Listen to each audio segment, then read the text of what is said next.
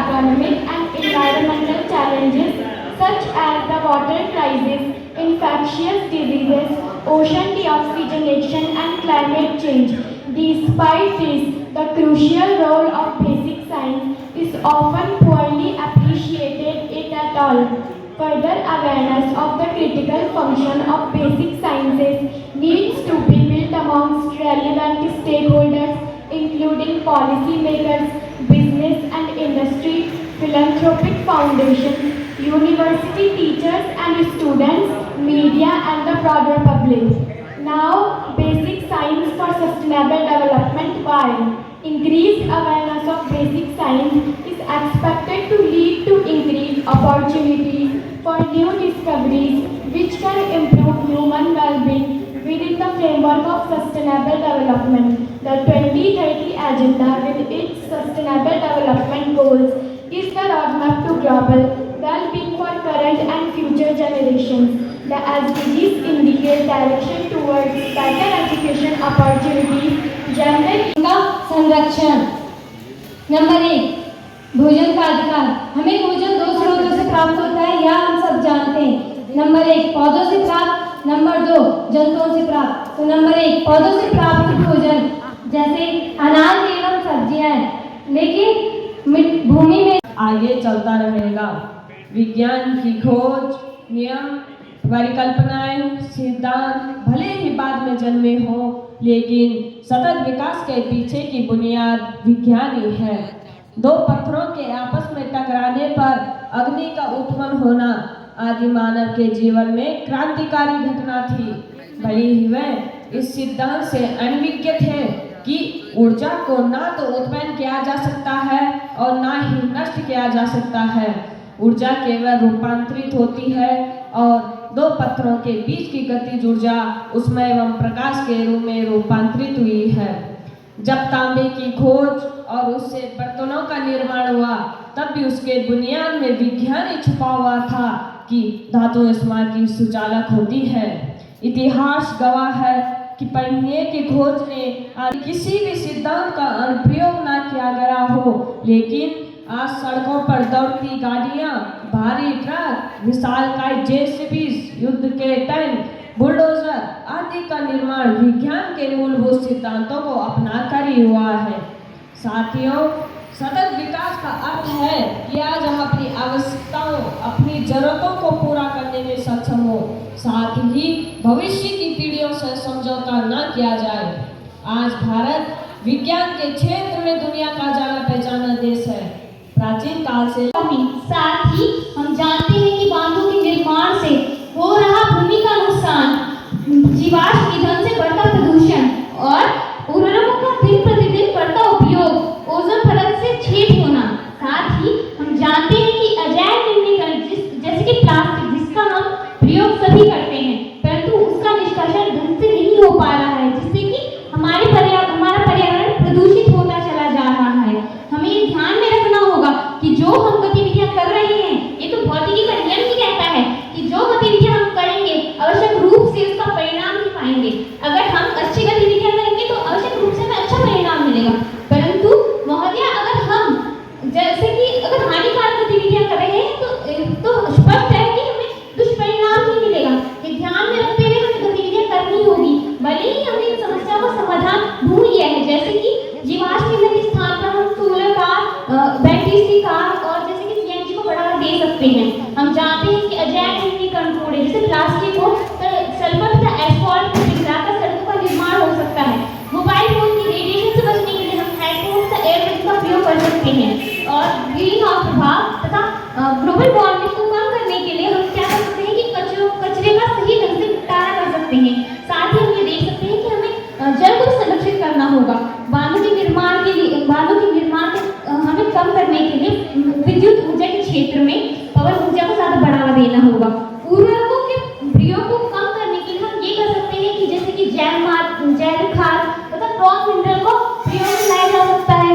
साथ ही हम जानते हैं कि हमारी कई समस्याएं हैं, ऐसी ही बहुत समस्याएं, जैसे कि नदियों में पीओपी तथा प्लास्टिक की मूर्तियों का विसर्जन होता है, जिससे कि रासायनिक तौर पे हमारी नदियां बहुत ज्यादा प्रदूषित हो जाती हैं।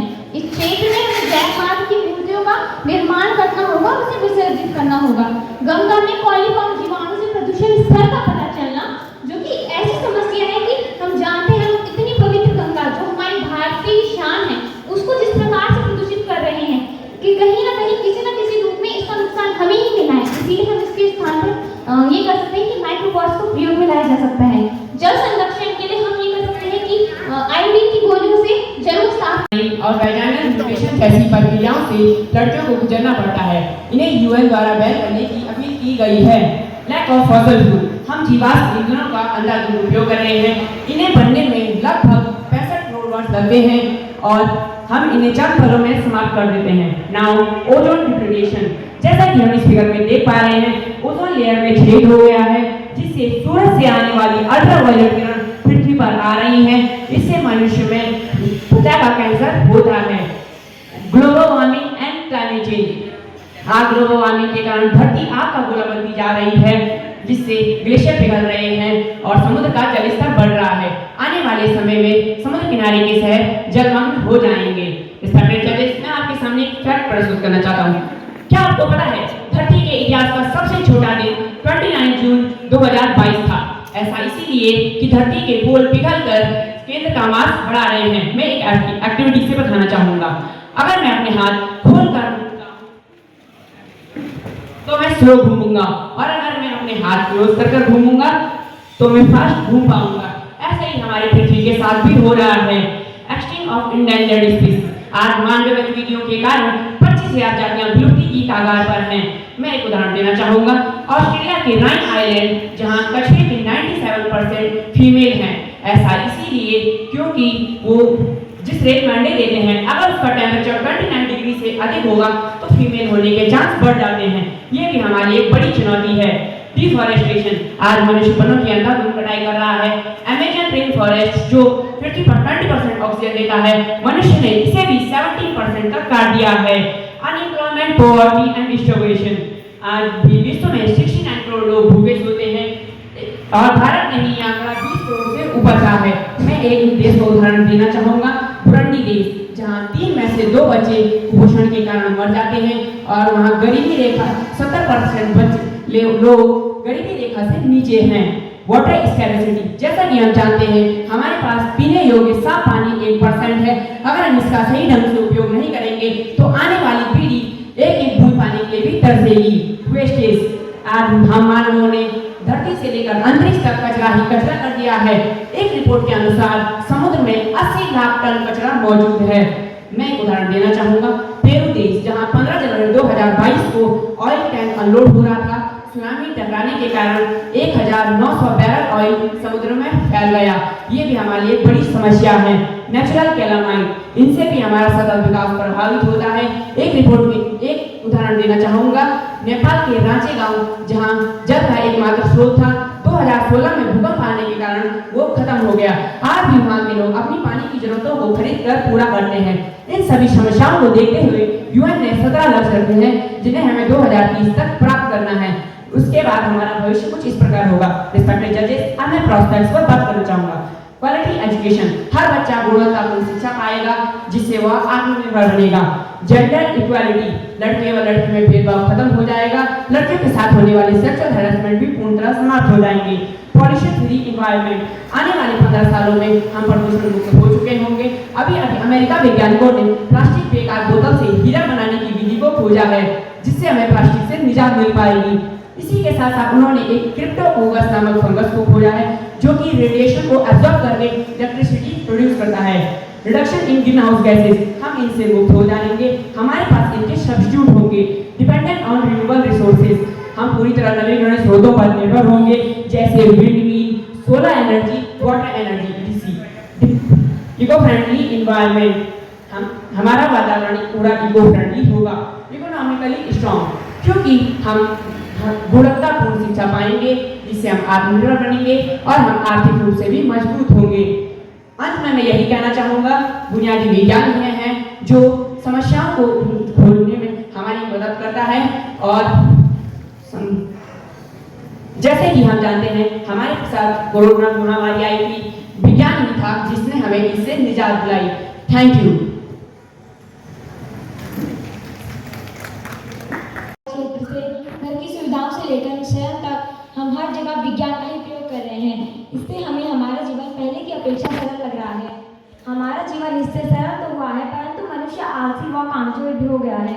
यदि एक सुविधाओं के बिना रहना पड़े तो मनुष्य उसे सहन नहीं कर पाता है। हमें सुविधाओं का उपभोग तो करना चाहिए, परंतु इसे अपने जीवन तक हावी नहीं होने देना चाहिए। आइए अब हम कृषि के क्षेत्र में विज्ञान को देखें। कृषि में विज्ञान बहुत सी जगहों पर उपयोग किया जाता है, जैसे सिंचाई में ड्रिप एंड इरिगेशन सिस्टम, मृदा रक्षा में फर्टिलाइजरों का उपयोग, जिससे कि कृषि की मात्रा बढ़ती है तथा नए नए बीजों का उपयोग व सबके लिए समान, न्याय संगत, सुरक्षित, शांतिपूर्ण, समृद्ध और रहने योग्य विश्व का निर्माण करना है। सतत विकास के 3 पहलू हैं। पहला है सामाजिक समावेश, दूसरा है आर्थिक विकास तथा तीसरा है पर्यावरण संरक्षण। इन 3 पहलुओं पर विकास को संतुलित ढंग से समाविष्ट कर व्यापक रूप प्रदान करना है, लेकिन इसके लिए शिक्षा की आवश्यकता है। शिक्षा की हमारी जीवन शैली और व्यवहार में महत्वपूर्ण भूमिका है। शिक्षा को प्रायः एक सीखने के लिए अत्यंत आवश्यक है कि सतत विकास की संकल्पना को सरोकार किया जाए और संसाधनों का उपयोग उचित मात्रा में ही किया जाए। साथ ही साथ उनके नवीकरणीय उत्पादनों तथा दोबारा उपयोग के विषय पर विशेष ध्यान दिया जाए। सतत विकास क्या है? सतत विकास का वह स्वरूप है जो पर्यावरण को बिना किसी नुकसान के किया जाए तथा संसाधनों का उपयोग अगली पीढ़ी को ध्यान में रखकर किया जाए ताकि उन्हें संसाधनों से वंचित न रहना पड़े। सतत विकास के उद्देश्य। सतत विकास लक्ष्य का उद्देश्य है सबके लिए समान, न्याय संगत, शांतिपूर्ण, समृद्ध और रहने योग्य विश्व का निर्माण करना।